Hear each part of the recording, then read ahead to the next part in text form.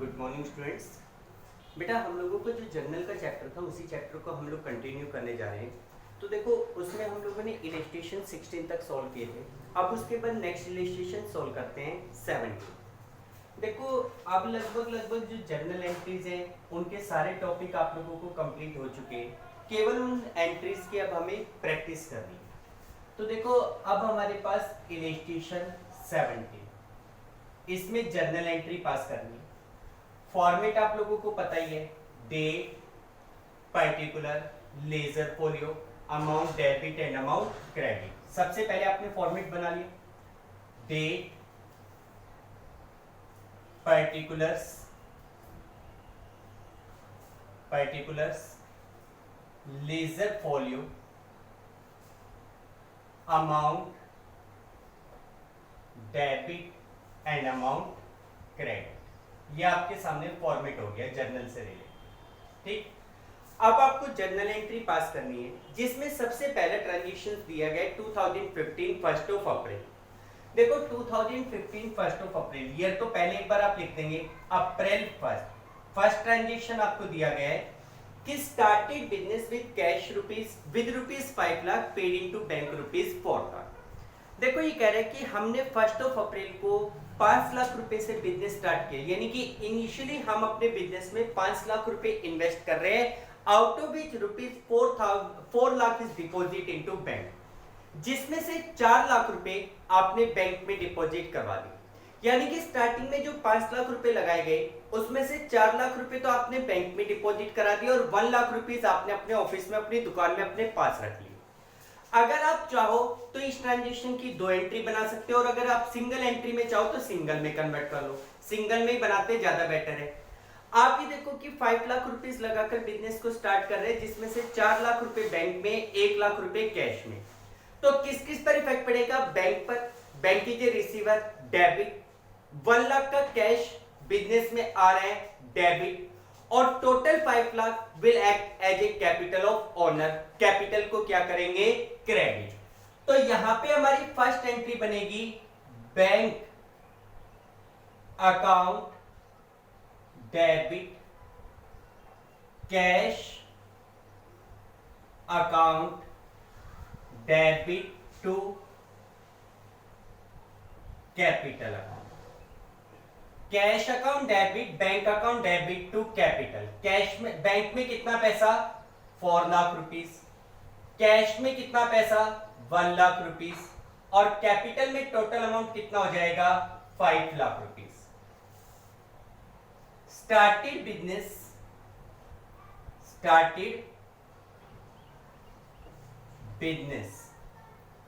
With cash and bank.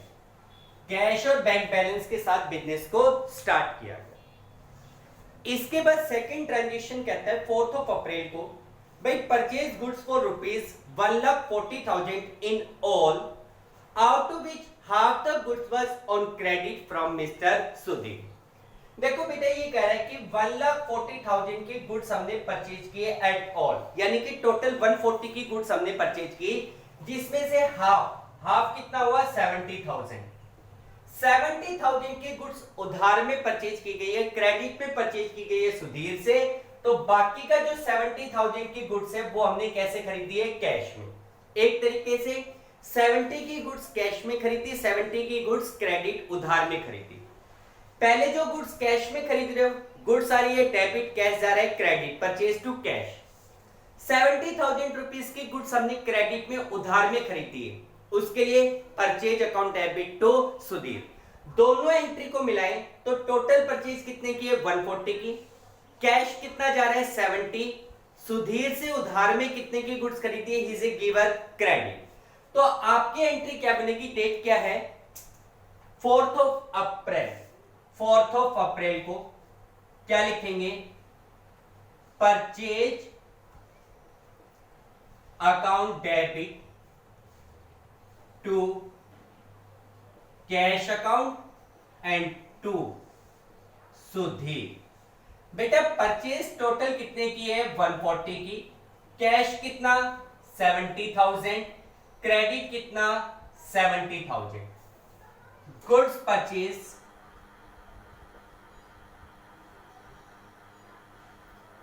In cash and credit. Goods को आपने cash में और क्रेडिट में परचेज किया, उधार में खरीदा। इसके बाद नेक्स्ट ट्रांजेक्शन कह रहे हैं कि purchase building for rupees 2 lakh, 2 lakh रुपए की बिल्डिंग परचेज की जा रही है। Purchase building for rupees 2 lakh and पे 2% ब्रोकरेज ऑन इट्स परचेज। देखो ये कह रहे हैं कि इसकी परचेज के ऊपर आपने 2% यानी कि 4000 ब्रोकरेज दी। अब ब्रोकरेज क्या होता है?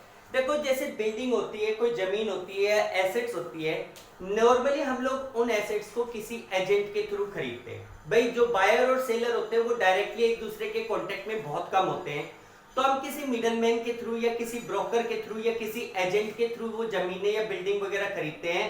तो जब हम खरीदते हैं तो उसके लिए उस ब्रोकर को, उस मिडलमैन को कुछ कमीशन दिया जाता है जिसको हम ब्रोकरेज कहते हैं। तो ये कहता है कि 2 लाख रुपीस की बिल्डिंग खरीदी जिसके ऊपर 2% यानी कि 4000 रुपीस का ब्रोकरेज दिया। Also incurred rupees 24,000 for its registration. उस बिल्डिंग को अपने नाम करवाने के लिए हमें रजिस्ट्रेशन चार्ज देना पड़ता है, तो 24,000 रुपीस रजिस्ट्रेशन के चार्ज दिए। Payment for building was made by cheque and brokerage and registration paid in cash. देखो ये कह रहा है कि बिल्डिंग का जो पैसा था ना 2 लाख रुपीस, ये तो हमने दिया बैंक के थ्रू, और ब्रोकरेज और कमीशन ये दोनों मिलकर दिए गए कैश में। यानी कि 28,000 रुपीस तो आपने कैश में पे किए और 2 लाख रुपीस आपने चेक से दिए। तो अब आप देखो एक इफेक्ट तो पड़ गया बैंक पे 2 लाख का, बैंक से पेमेंट जा रही है, bank is a giver credit. 28,000 आपके पास कैश में जा रहा है, तो कैश जा रहा है, क्या करोगे? क्रेडिट। अच्छा आपने बिल्डिंग खरीदी और उसके ऊपर आपने कुछ चार्जेस पे किए। आप लोगों को मैंने बताया कि जब हम किसी फिक्स एसेट्स को परचेज करते हैं तो उस पे दिया जाने वाला एक्सपेंस उस फिक्स एसेट्स की कॉस्ट में ऐड होगा। तो ये जो 28,000 है it will be added in the cost of building. तो ये बिल्डिंग हमारे लिए टोटल कितने की पड़ेगी? 2,28,000 की। बिल्डिंग हमारे पास आ रही है डेबिट, बैंक से पैसा जा रहा है, bank is a giver credit, cash हमारे पास से जा रहा है, कैश को भी क्या करोगे? क्रेडिट। डेट क्या है? 7 अप्रैल को। क्या एंट्री बनेगी? Building account debit to bank account and to cash account. Building हमने कितने की परचेज की? 228 की। बैंक से कितना पैसा जा रहा है? 2 लाख रुपीस। कैश में हमारे पास से कितना पैसा जा रहा है? 28,000। परचेज ऑफ बिल्डिंग, यहां पे क्या लिखोगे? Purchase of building. भाई आपने बिल्डिंग को परचेज किया, ठीक। इसके बाद अगला ट्रांजेक्शन कह रहे हैं sold goods to Arun for rupees 2 lakh, Arun pays 1/4 amount in cash. देखो बेटा घुमाने के लिए, आपको कंफ्यूज करने के लिए ट्रांजेक्शन दिए गए, बिल्कुल सिंपल ट्रांजेक्शन है। देखो ये कह रहा है कि 2 लाख रुपीस की गुड्स हमने अरुण को सेल आउट किए। अगर यहीं तक ही पॉइंट होता तो ये कहते हैं कि अरुण को गुड सेल आउट किया, पार्टी का नाम है, कैश वर्ड नहीं है, इसका मतलब उधार नहीं। लेकिन ये कह रहे हैं कि Arun pays 1/4 amount in cash. भाई इस 2 लाख में से 1/4 यानी कि 50,000 अरुण ने हमें कैश में दे दिया, तो बाकी का जो 1,50,000 रुपीज बच गया वो क्रेडिट में। यानी कि एक तरीके से 50,000 रुपीज की गुड्स कैश में बेची गई, 150 की गुड्स हमने क्रेडिट यानी कि उधार में बेची है। किस किस पर इफेक्ट पड़ेगा? कैश जा रहा है, आ रहा है, डेबिट। अरुण को गुड्स बेच रहे हो, he is A receiver, debit. Total 2 lakh की गुड्स आपने बेची है, आपके पास से जा रही है, और बेचने के लिए सेल को क्या करेंगे? क्रेडिट। डेट क्या है आपके पास? 12 अप्रैल। तो 12 अप्रैल को हमारी एंट्री क्या बनेगी? Cash account debit, Arun debit to sales account. बेटा कैश कितना हो गया 50,000। अरुण को गुड्स कितने की सेल आउट की है 150 की उधार में, और टोटल सेल कितने की है 2 लाख की। यहां लिखेंगे goods sold in cash and credit. भाई कैश में और क्रेडिट में गुड्स को सेल आउट किया। क्लियर? ठीक है। इसके बाद नेक्स्ट ट्रांजेक्शन आपके पास है date particular ledger folio amount debit amount credit. देखो बेटा अगला ट्रांजेक्शन कह रहे हैं a cheque of ₹1,48,000 is received from Arun in full settlement and the cheque is immediately deposit into bank. देखो ये कह रहे हैं कि 14th ऑफ अप्रैल को हमने अरुण से 1,48,000 रुपीज का चेक रिसीव किया full settlement. Full settlement means हिसाब क्लियर। तो पहले आप देखो कि आप अरुण के कितना पैसा मांगते हो। यहाँ पे ऊपर वाले ट्रांजेक्शन में आपने अरुण को 150 की गुड सेल आउट की थी, 150 मांगते थे, जिसके अगेंस्ट बंदे ने आपको 1,48,000 रुपीज का चेक दे दिया, हिसाब क्लियर कर दिया। तो बाकी का 2,000 क्या कहलाएगा डिस्काउंट कहलाएगा। किस किस पर इफेक्ट पड़ेगा? एक इफेक्ट तो पड़ेगा कैश पर। भाई कैश आपके पास चेक पे, भाई बैंक के थ्रू पैसा आपके पास आ रहा है, उस बंदे ने चेक से पेमेंट की है, ठीक है, आपको तुरंत पैसा मिल गया, चेक मिल गया और आपने वो चेक इमीडिएटली बैंक में डिपॉजिट करवा दिया। तो एक इफेक्ट तो पड़ गया बैंक पर, एक इफेक्ट पड़ गया डिस्काउंट पर, एक इफेक्ट पड़ गया अरुण पर, ठीक है। बैंक में पैसा आ रहे हैं, bank is a receiver, debit. Discount आप अलाउड कर रहे हो, आपके लिए एक्सपेंस है, क्या करोगे डेबिट। अरुण पेमेंट कर रहा है, he is a giver, giver को क्या करेंगे क्रेडिट। तो आपके पास 14th ऑफ अप्रैल को एंट्री क्या बनेगी bank account debit discount account debit to Arun. बेटा बैंक में कितना पैसा आ रहा है 1,48,000, डिस्काउंट हो गया 2,000, Arun is a giver of ₹150। Check receive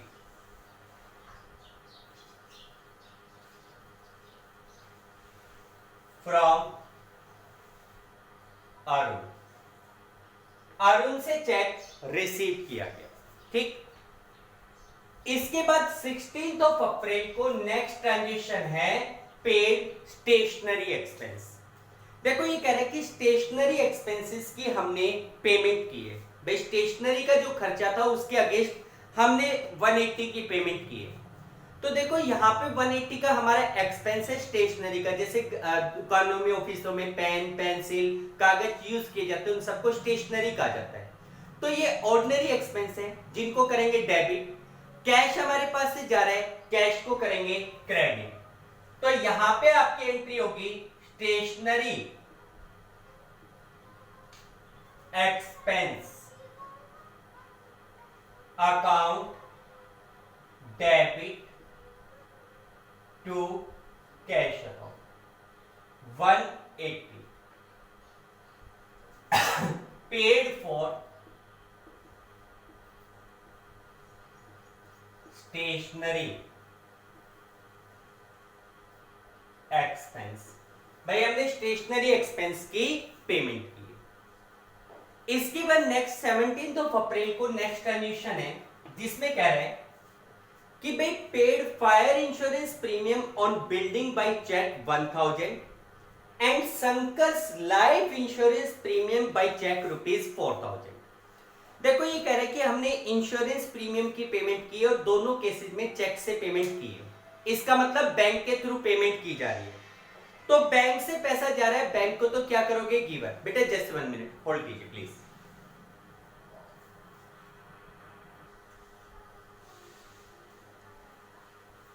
sorry बेटा इंटरप्शंस के लिए। तो देखो जैसे हम लोग बात कर रहे थे कि भाई हमने फायर इंश्योरेंस प्रीमियम और लाइफ इंश्योरेंस प्रीमियम दोनों की पेमेंट चेक से की है, ठीक है। तो सीधी सी बात है, चेक से पेमेंट कर रहे हो, एक इफेक्ट तो पड़ गया बैंक पर, बैंक से पैसा जा रहा है, bank is a giver credit. अच्छा, एक है लाइफ इंश्योरेंस प्रीमियम, एक है फायर इंश्योरेंस प्रीमियम।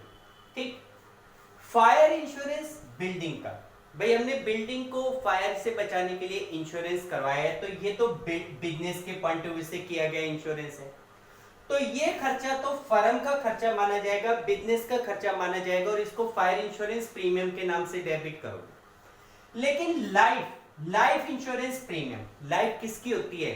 ओनर की। अगर कल को ओनर की डेथ भी होगी तो उसका पैसा किसको मिलेगा? ओनर के घर वालों को मिलेगा, उसके बच्चों को, उसके रिप्रेजेंटेटिव को मिलेगा।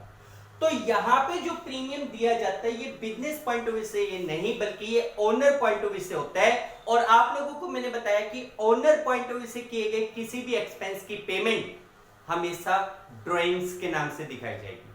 तो हम लोग इसके लिए एंट्री क्या करेंगे? लाइफ इंश्योरेंस प्रीमियम का जो पैसा दिया गया उसके लिए तो हम वर्ड यूज करेंगे ड्राइंग। फायर इंश्योरेंस प्रीमियम का जो पैसा दिया गया उसके लिए हम वर्ड यूज करेंगे फायर इंश्योरेंस प्रीमियम। तो इसमें हमारी एंट्री क्या बनेगी? Drawing account debit fire insurance premium account debit to, payment कहां से है? बैंक से, तो टू बैंक अकाउंट। देखो बेटा, ड्राइंग का खर्चा कितने का है? भाई ड्राइंग तो है 4000 की, फायर इंश्योरेंस प्रीमियम है 1000 का, और बैंक के थ्रू कितना पैसा दिया जा रहा है? 5000 रुपीज। तो यहां पे लिखेंगे life insurance premium and fire insurance premium paid by cheque. दोनों प्रकार के इंश्योरेंस की पेमेंट आपने चेक से की है। क्लियर बेटा? इसके बाद नेक्स्ट ट्रांजेक्शंस है। देखो बेटा, नेक्स्ट ट्रांजेक्शन में आपको कहा गया है पेड फॉर ऑफिस क्लीनिंग। भाई जैसे ऑफिस में साफ सफाई करवाते हो, ठीक है, तो उसके क्लीनिंग के लिए आपने 200 रुपीज पे किए। तो देखो, इस खर्चे को हम ऑफिस एक्सपेंस वर्ड भी कह सकते हैं और मिसलेनियस एक्सपेंस वर्ड भी कह सकते हैं, या ऑफिस क्लीनिंग एक्सपेंस भी कह सकते हैं। तो देखो, एक्सपेंस है, एक्सपेंस को क्या करोगे? डेबिट। कैश आपके पास से जा रहा है, कैश को क्या करोगे? क्रेडिट। तो 20 अप्रैल को आपकी एंट्री बनेगी office expense account debit to cash account. Office expense आपका कितने का है? 200 रुपीज का। Paid for office cleaning expense. भाई हमने ऑफिस क्लीनिंग एक्सपेंस की पेमेंट की। नेक्स्ट ट्रांजेक्शन कह रहा है received a sum of ₹2500 being rent for a portion of building let out। देखो 28 अप्रैल को ये कह रहे हैं कि received to 2500 being for rent। भाई हमने 2500 रुपए रेंट के रिसीव किए। भाई नॉर्मली तो हम मानते हैं कि हम बिजनेस करते तो रेंट पे करते हैं, लेकिन मान लो हमारी बिल्डिंग है, हमने अपनी बिल्डिंग का एक पोर्शन किसी को यूज करने के लिए दे दिया, जिसके बदले में हमें 2500 का रेंट मिला है। तो कोई बात नहीं, रेंट मिला है तो इट्स ए इनकम। इनकम को हम क्या करते हैं? क्रेडिट। कैश हमारे पास आ रहा है, कैश को क्या करेंगे? डेबिट। तो 28 अप्रैल को यहां पे एंट्री बनेगी cash account debit to rent account. Cash account debit to rent account कितना? 2500। यहां पे लिख देंगे रेंट रिसीव। भाई आपने रेंट को रिसीव किया। क्लियर बेटा? इसके बाद नेक्स्ट ट्रांजेक्शन कहते हैं last, paid for advertisement in the Hindustan times 2000। Hindustan times एक न्यूज़पेपर का नाम है। ये कह रहे हैं उस न्यूज़पेपर में एडवर्टाइजमेंट के 2000 रुपीज पे किए गए। भाई जैसे आप अपने बिजनेस का, अपनी दुकान का, अपने प्रोडक्ट का एडवर्टाइजमेंट करते हैं तो उसके लिए आपने 2000 रुपीज एडवर्टाइजमेंट एक्सपेंस पे किया है। तो एडवर्टाइजमेंट एक्सपेंस आपके लिए खर्चा है, इसको करेंगे डेबिट। कैश में पेमेंट जा रही है, कैश को क्या करेंगे, क्रेडिट। तो 28 अप्रैल को 28 थी एंट्री आपकी बनेगी advertisement expense account debit to cash account. कितना पे किया गया है, 2000 पेड फॉर एडवर्टाइजमेंट एक्सपेंस। बेटा हमने एडवर्टाइजमेंट एक्सपेंस की पेमेंट की। क्लियर बेटा? तो देखो ये हमारा इलस्ट्रेशन 17 था। नेक्स्ट क्वेश्चन देखते हैं इलस्ट्रेशन 18। इसी प्रकार का कुछ क्वेश्चंस है।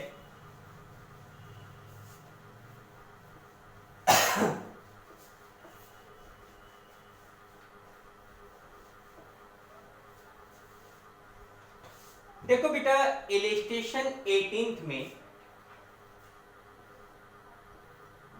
सिंपल इसी प्रकार का क्वेश्चन है कि journalise the following transaction in the books of Muralidhar and sons timber merchant. देखो बेटा ये कह रहा है कि मुरलीधर एंड सन्स की बुक्स में इन ट्रांजेक्शन के लिए एंट्री करो who is a timber merchant, यानी कि जो टिम्बर मर्चेंट है लकड़ी का काम करता है। ये वर्ड किस लिए दिया गया है टिम्बर मर्चेंट, क्योंकि हो सकता है इस क्वेश्चन में कहीं पर आपको ये कहा गया कि टिम्बर परचेज या टिम्बर सोल्ड, तो आपको पता होना चाहिए कि अगर टिम्बर का बिजनेसमैन है, लकड़ी का बिजनेसमैन है, तो टिम्बर खरीदना और बेचना उसके बिजनेस की मेन एक्टिविटी होगी। तो टिम्बर उसके लिए किसका काम करेगी, गुड्स का काम करेगी। ठीक है, तो अब आपको इन ट्रांजेक्शन के लिए जर्नल एंट्री पास करनी है। फर्स्ट ट्रांजेक्शन, इसमें डेट गिवन नहीं है, ठीक है, कोई बात नहीं है, नंबरिंग कर लेंगे 1 2 3 4 5 6 करके।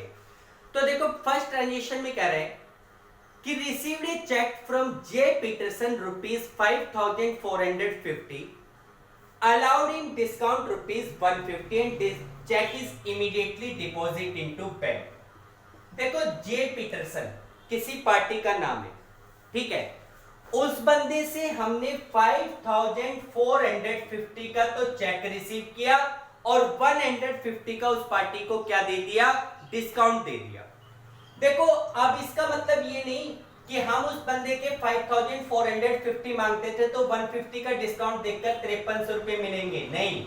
देखो इसमें क्लियर कह रहे हैं कि चेक की वैल्यू कितनी थी 5450, डिस्काउंट 150 सेपरेटली है। इसका मतलब उस पार्टी का टोटल हिसाब कितने से क्लियर होगा, इन दोनों का ऐड करोगे 5600 से, यानी कि वो पार्टी कितने का हिसाब क्लियर कर रही है, 5600 का। किस किस पे इफेक्ट पड़ेगा, चेक मिला इमीडिएटली बैंक में जा रहे हैं, bank is a receiver, debit. 150 का डिस्काउंट आप अलाउड कर रहे हो, खर्च है, खर्चे को भी क्या करोगे, डेबिट। जे पीटरसन आपको पेमेंट कर रहा है, he is a giver, giver को क्या करोगे, क्रेडिट। तो आपकी फर्स्ट एंट्री बनेगी bank account debit discount account debit to J Peterson. बेटा बैंक में कितना पैसा 5450, डिस्काउंट कितने का 150 का, और J Peterson is a giver of rupees 5600। Cheque received from J Peterson. ठीक है बेटा, इसके बाद सेकंड ट्रांजिशन आपको कह रहा है, सेकंड में देखो सेकंड ट्रांजिशन में कह रहा है कि return goods to Sudarshan of the value of 350। भाई हमें ये कह रहा है कि हमने सुदर्शन को 350 की गुड्स वापस की। पहले हमने कोई सामान खरीदा होगा सुदर्शन से, आज हम वो गुड्स सुदर्शन को वापस कर रहे हैं। तो हम लोग कौन सा सामान वापस करते हैं, जो हमने परचेज किया है। और जब परचेज किया हुआ सामान वापस किया जाता है तो उसके लिए हम वर्ड यूज करते हैं परचेज रिटर्न। अब आप देखो किस पे इफेक्ट पड़ेगा, एक इफेक्ट पड़ेगा सुदर्शन पर, एक इफेक्ट पड़ेगा गुड्स पर। सुदर्शन को गुड्स वापस कर रहे हैं, ही इज ए रिसीवर, रिसीवर को क्या करेंगे डेबिट। गुड्स हमारे पास से जा रही है जिसको करेंगे क्रेडिट, और जब खरीदा हुआ सामान वापस करते हैं तो हम लोग वर्ड यूज करते हैं परचेज रिटर्न। तो सेकंड हमारी ट्रांजेक्शन होगी Sudarshan debit to purchase return. Sudarshan debit to purchase return, कितने का सामान वापस किया गया है, 350 का। गुड्स रिटर्न, ठीक है, गुड्स रिटर्न, भाई गुड्स हमने वापस किया। इसके बाद अगला ट्रांजेक्शन कह रहा है issued a check in favor of Messrs Karanveer Timber Company on account of purchase of timber of 7500। देखो बेटा ये कह रहा है कि करणवीर एंड कंपनी को हमने 7500 रुपीज का एक चेक इशू किया, यानी कि चेक दिया, किसके against, for purchase of timber. अब आप देखो यहां पे थोड़ा ध्यान देना है, ऊपर आपको कहा गया था कि जो बंदा है जिसकी बुक में ट्रांजेक्शन करनी है he is a timber merchant, यानी कि वो लकड़ी का काम करता है, और यहां पे आपने क्या खरीदी है, टिम्बर खरीदी है, जिसके अगेंस्ट आपने उस पार्टी को चेक दिया। अब उस पार्टी से कोई मतलब नहीं, टिम्बर आपने खरीदी, बैंक से पैसा दे दिया, तो उस पार्टी से कोई लेना देना नहीं रहेगा। आपके बिजनेस में गुड्स और उस गुड्स और बैंक पे इफेक्ट पड़ेगा। गुड्स आपके पास आ रही है, क्या करोगे डेबिट, खरीदने के लिए कौन सा वर्ड, परचेज, परचेज को तो क्या करोगे डेबिट, और आप पेमेंट चेक के थ्रू कर रहे हो, बैंक के थ्रू कर रहे हो, बैंक से पैसा जा रहा है, bank is a giver, giver को क्या करेंगे क्रेडिट। तो यहां पे आपकी एंट्री बनेगी purchase account debit to bank account. Entry क्या बनेगी, purchase account debit to bank account. कितने की टिम्बर परचेज की गई है, 7500। Payment made through cheque, payment made through cheque for purchase of timber, purchase of timber. भाई आपने टिम्बर खरीदी है और उसकी परचेज के लिए चेक से पेमेंट की है, ठीक। इसके बाद अगला पॉइंट ये कहता है purchase machinery for ₹50,000 by cheque and installation charge of machine 2500 paid in cash. देखो ये कह रहे हैं कि purchase machinery for ₹50,000 and payment made by cheque. भाई हमने कोई मशीन खरीदी, उस मशीन की वैल्यू थी 50,000 रुपीज, ठीक है, ये पेमेंट तो हमने की है चेक से यानी कि बैंक के थ्रू, और उस मशीन के इंस्टॉलेशन पे, भाई जैसे मशीन खरीद के लाते हैं, हमें अपनी फैक्ट्री में उस मशीन को इंस्टॉल करने लगाना है, जनरली हमें लगानी नहीं आती। जैसे हम लोग घर में एसी खरीद लाते हैं, एसी खरीदने के बाद मैकेनिक को बुलाते हैं, वो घर में एसी फिट करके जाता है, जिसके लिए 400-500-700 रुपए चार्जेस लेके जाता है। तो उसी प्रकार 2500 रुपीज हमने उस मशीन को इंस्टॉल करने के लिए दिए, but this payment was made in cash. तो पहली बात तो ये जो 2500 रुपीज का एक्सपेंस आपने किया है, अब आपने देखा कि आपने नई मशीन को खरीदा है, फिक्स एसेट्स है, और फिक्स एसेट्स को जब तक यूजेबल कंडीशन में नहीं लाया जाता, उस पर किया गया हर एक्सपेंस उस फिक्स एसेट्स की कॉस्ट में ऐड होता है, मैंने आपको बताया। तो ये 2500 रुपीज भी मशीन की कॉस्ट में ऐड होगा, तो वो मशीन हमारे लिए कितने की पड़ेगी, 52,500 रुपीज की। मशीन कितने की पड़ जाएगी, 52,500। मशीन हमारे पास आ रही है डेबिट, चेक से यानी कि बैंक के थ्रू पैसा जा रहा है, bank is a giver, credit, cash में पैसा जा रहा है, कैश को भी क्या करेंगे क्रेडिट। तो हमारा फोर्थ ट्रांजेक्शन बनेगा मशीनरी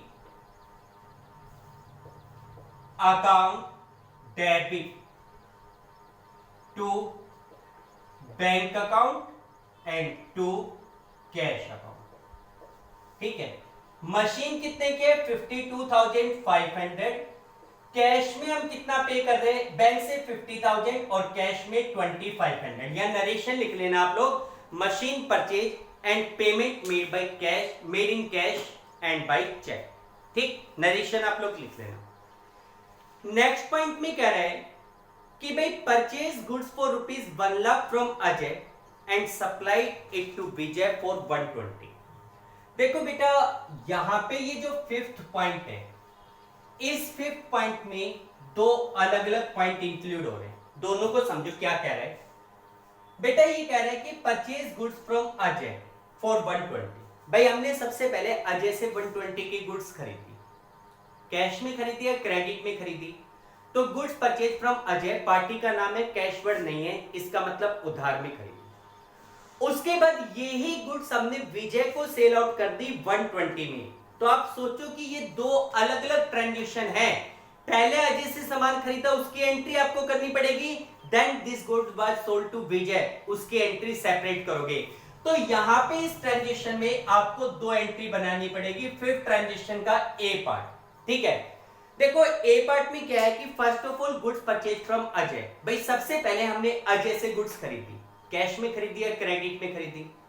पार्टी का नाम है, कैश वर्ड है नहीं, इसका मतलब उधार में गुड्स खरीदी। किस किस पर इफेक्ट पड़ेगा? गुड्स और अजय पे। खरीदने के लिए परचेज, परचेज को करोगे डेबिट। अजय से सामान खरीद रहे हो, he is a giver, giver को क्या करते हैं? Credit.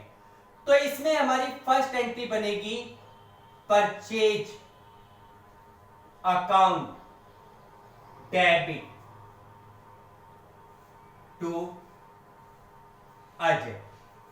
Purchase account debit to Ajay, कितने की गुड्स खरीदी गई है?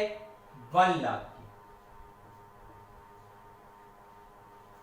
Goods purchase from Ajay, goods purchase from Ajay. भाई अजय से गुड्स खरीदी गई, ठीक। उसके बाद ये कह रहे हैं कि goods sold, this goods supply to Vijay for 120। अच्छा एक बात है, आपने गुड्स खरीदी थी 1,00,000 में और विजय को आपने ये गुड्स सेल आउट किए 120 में। तो पहली बात, क्या आप 20,000 रुपीज के प्रॉफिट को शो करोगे? मैं आपको पहले भी बता चुका कि गुड्स हम खरीदते हैं, उसके बाद बेचते हैं, गुड्स को बेचा केवल प्रॉफिट के लिए जाता है, लेकिन हर सेल पे इंडिविजुअल प्रॉफिट और लॉस को कैलकुलेट नहीं किया जाता। प्रॉफिट और लॉस कैलकुलेट होगा at the end of year in case of goods, ठीक है। तो हम सिंपली ये मानेंगे कि हमने विजय को 120 की गुड्स सेल आउट की। किस किस पे इफेक्ट पड़ेगा? विजय और गुड्स पे। विजय को सामान बेच रहे हैं, ही is A receiver, debit. Goods आपके पास से जा रही है, क्रेडिट, और बेचने के लिए सेल। तो इसमें सेकंड जो एंट्री होगी वो एंट्री होगी Vijay debit to sales account. कितने की सेल की गई है? 120। Goods sold to Vijay, goods sold to Vijay. भाई हमने विजय को गुड सेल आउट की, कितने की सेल आउट की? 120। क्लियर बेटा? ठीक है। तो देखो बेटा, ये आपके पास इलस्ट्रेशन 18 था। आप लोग घर के ऊपर भी आज ये दो क्वेश्चंस करके देखेंगे, एक्सरसाइज के नेक्स्ट 2 क्वेश्चन 17, 18। अगर कोई भी डिफिकल्टीज है तो इमीडिएटली कॉल कीजिए, ठीक है बेटा? Okay, thank you, have a nice day.